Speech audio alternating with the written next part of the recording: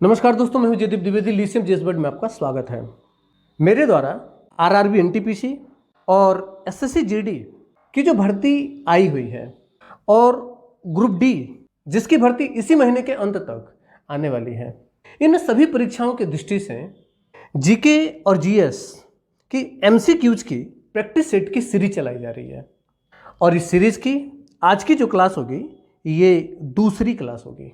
अब तक आप यदि इस सीरीज से नहीं जुड़े हैं तो चैनल को सब्सक्राइब करिए और जल्द से जल्द इस सीरीज के साथ जुड़ जाइए। यदि आप इस सीरीज के साथ जुड़ते हैं तो चाहे वो आरआरबी एनटीपीसी की परीक्षा हो, एसएससी जीडी की परीक्षा हो या आने वाली ग्रुप डी की परीक्षा हो, इन सभी में सामान्य अध्ययन से बनने वाले जो सवाल है वो निश्चित रूप से संपूर्णता के साथ आप हल करके आएंगे और बहुत बेहतरीन नंबर आप इन परीक्षाओं में सामान्य अध्ययन में लेकर आने वाले हैं। इसलिए जल्द से जल्द इस सीरीज के साथ जुड़िए और चैनल को सब्सक्राइब जरूर कर लें ताकि आने वाले क्लासेस की सूचना आप तक सुचारू तरीके से पहुंच सके। तो बिना देरी किए आइए शुरू करते हैं आरआरबी एनटीपीसी, एसएससी जीडी और ग्रुप डी की परीक्षाओं से संबंधित जीके और जीएस के सबसे बेहतरीन एमसीक्यूज की ये क्लास।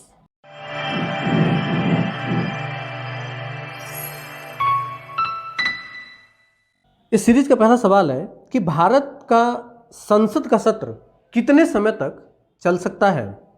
ऑप्शन है 3 महीने, 6 महीने, 1 वर्ष और 9 महीने। इस सवाल का सही आंसर होगा 6 महीने।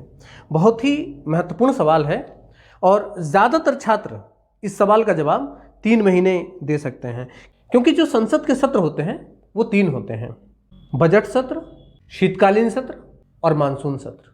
भारतीय संविधान के अनुच्छेद 85 में संसद के सत्रों की व्याख्या दी गई है और अनुच्छेद 85 में यह स्पष्ट किया गया है कि संसद के 2 सत्रों के बीच 6 माह से अधिक का समय नहीं होना चाहिए।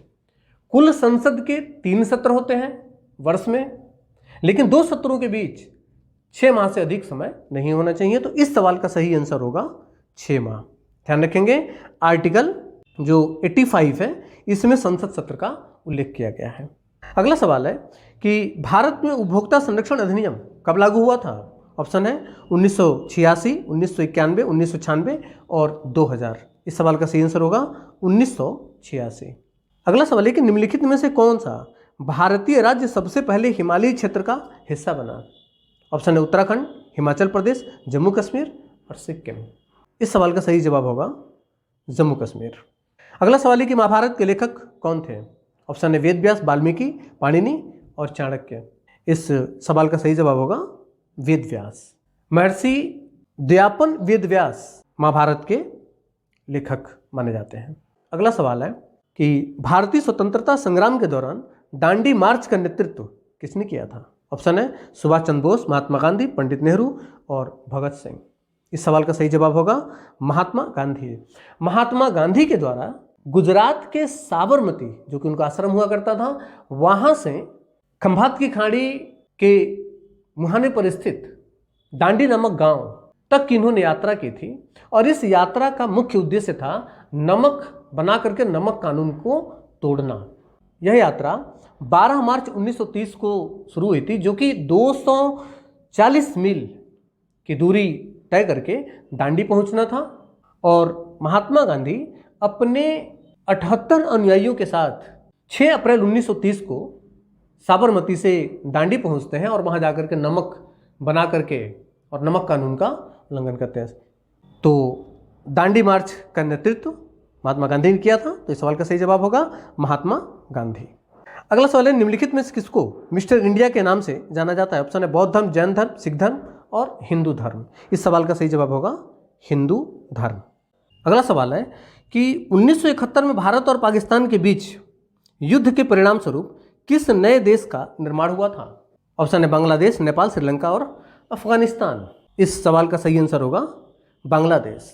16 दिसंबर 1971 को जब भारत और पाकिस्तान के युद्ध का परिणाम आया, अर्थात जिसमें भारत की जीत हुई थी, उस युद्ध का परिणाम था कि जो पूर्वी पाकिस्तान था, जो आज का वर्तमान बांग्लादेश है वो पहले पूर्वी पाकिस्तान हुआ करता था 1971 से पहले। 16 दिसंबर 1971 को भारत और पाकिस्तान का युद्ध होता है और इस युद्ध को भारत और उसी के बाद पूर्वी पाकिस्तान बांग्लादेश बन जाता है। तो इस सवाल का सही आंसर होगा बांग्लादेश।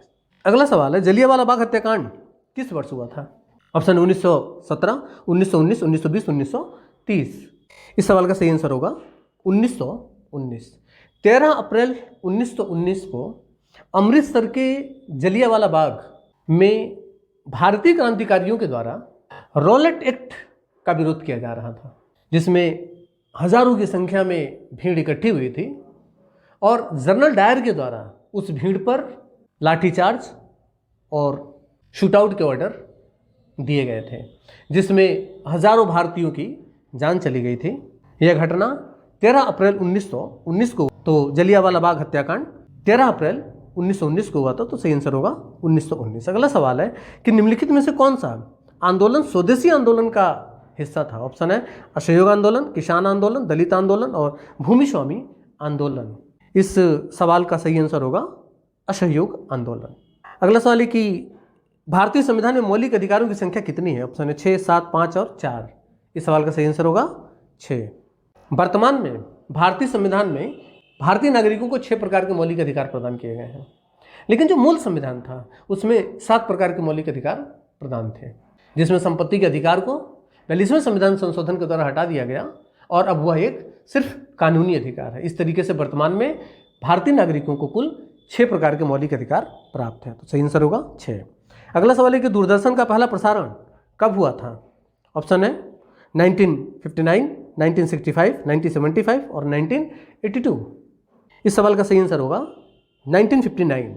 15 सितंबर 1959 को दूरदर्शन का पहला प्रसारण प्रारंभ किया गया था, तो सही आंसर होगा 1959। अगला सवाल है कि वेदों की कुल संख्या कितनी है? ऑप्शन है 2, 4, 6, 8। इसका सही आंसर होगा 4। हिंदू धर्म में जो सबसे प्रमाणित ग्रंथ है वो वेद हैं, जिनकी संख्या कुल 4 होती है। सबसे पहला और सबसे प्राचीन ऋग्वेद, उसके बाद सामवेद, यजुर्वेद और अथर्ववेद। तो इसका सही आंसर होगा 4। अगला सवाल है कि भारत का राष्ट्रीय फूल कौन सा है? ऑप्शन है गुलाब, कमल, सूरजमुखी और बोगनविलिया।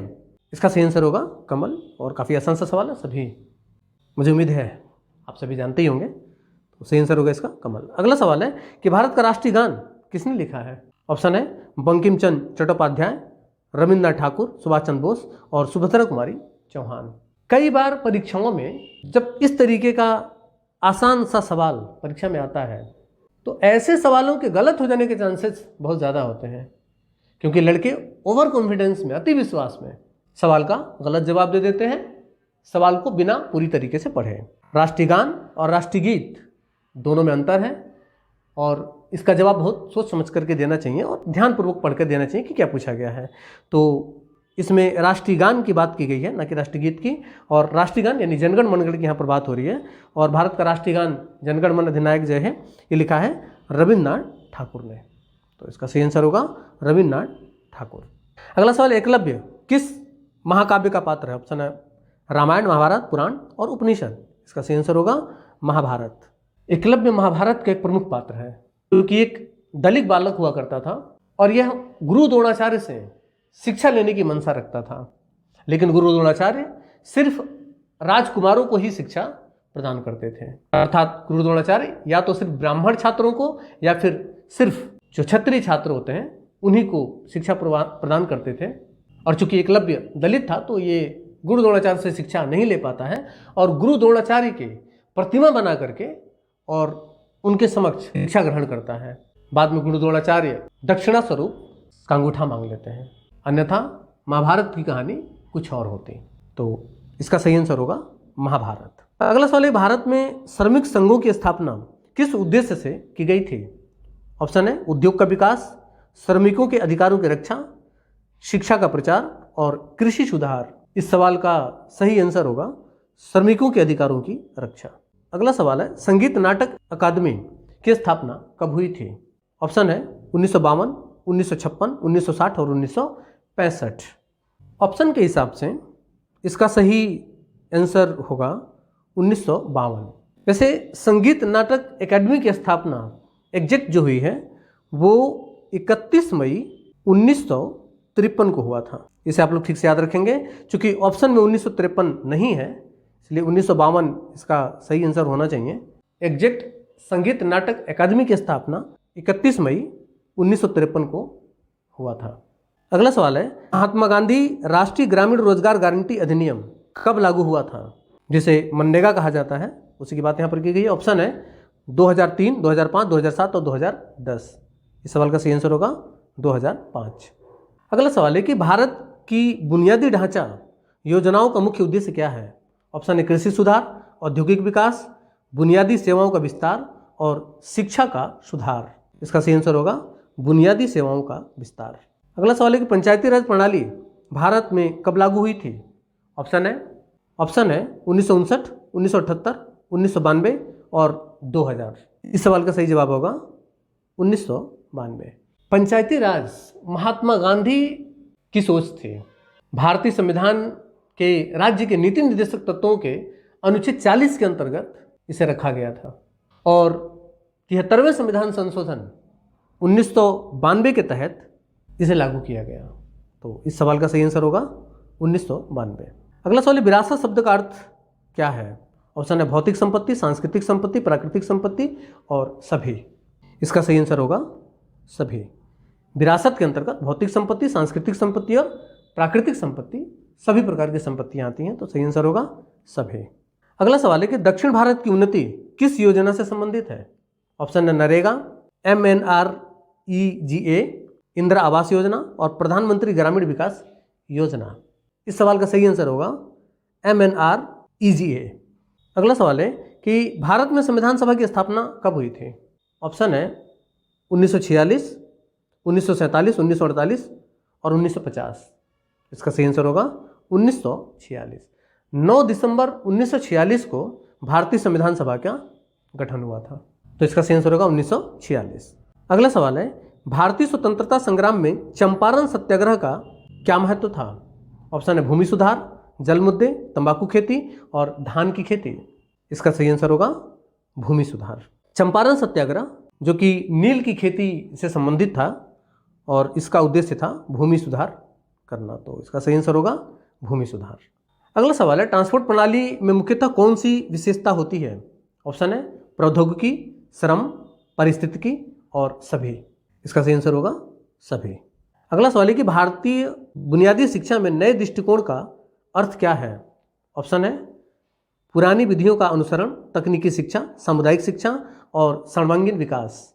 इसका सही आंसर होगा सर्वांगीण विकास। अगला सवाल है, भारत में अनुसूचित जातियों की कुल संख्या कितनी है। ऑप्शन है 300, 400, 500 और 600। इस सवाल के आंसर के हिसाब से इसका सही जवाब होना चाहिए 600, लेकिन ये सही जवाब पूरी तरीके से नहीं है। मैंने कहा ऑप्शन के हिसाब से ये सही जवाब हो सकता है।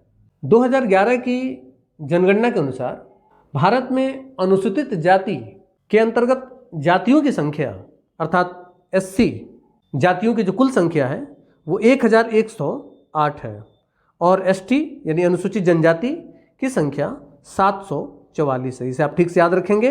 ये 2011 की जनगणना के हिसाब से बिल्कुल सही है, लेकिन ऑप्शन के हिसाब से इस सवाल में जो ऑप्शन दिए गए हैं उसके हिसाब से 600 इसका सही आंसर होगा। अगला सवाल है, भारत में आधार योजना का उद्देश्य क्या है। ऑप्शन है पहचान सत्यापन, स्वास्थ्य बीमा, शिक्षा और रोजगार। इसका सही आंसर होगा पहचान सत्यापन। अगला सवाल है, सांस्कृतिक विविधता का तात्पर्य क्या है। ऑप्शन है एकता, भिन्नता, असमानता और समानता। इसका सही आंसर होगा भिन्नता। अगला सवाल है कि भारत में महात्मा गांधी का असली नाम क्या था। होता संसद सवाल है जो उम्मीद है सभी लोग जानते होंगे। ऑप्शन है मोहनदास करमचंद गांधी, रविंद्रनाथ ठाकुर, सुभाष चंद्र बोस और जवाहरलाल नेहरू। इसका सही आंसर होगा मोहनदास करमचंद गांधी। अगला सवाल है, गांधी जी का सहमति क्या है। ऑप्शन है अहिंसा, युद्ध, विद्रोह और आंदोलन। इसका सही आंसर होगा अहिंसा। अगला सवाल है, संविधान संशोधन किस प्रक्रिया द्वारा होता है। ऑप्शन है संसद, राज्य सरकारें, राष्ट्रपति और सर्वोच्च न्यायालय। इसका सही आंसर होगा संसद। अगला सवाल है, राष्ट्रध्वज का डिजाइन किसने बनाया। ऑप्शन है पिंगली वेंकैया, बंकिम चंद्र चट्टोपाध्याय, महात्मा गांधी और जवाहरलाल नेहरू। इसका सही आंसर होगा पिंगली वेंकैया। अगला सवाल है, राष्ट्रीय विज्ञान दिवस कब मनाया जाता है।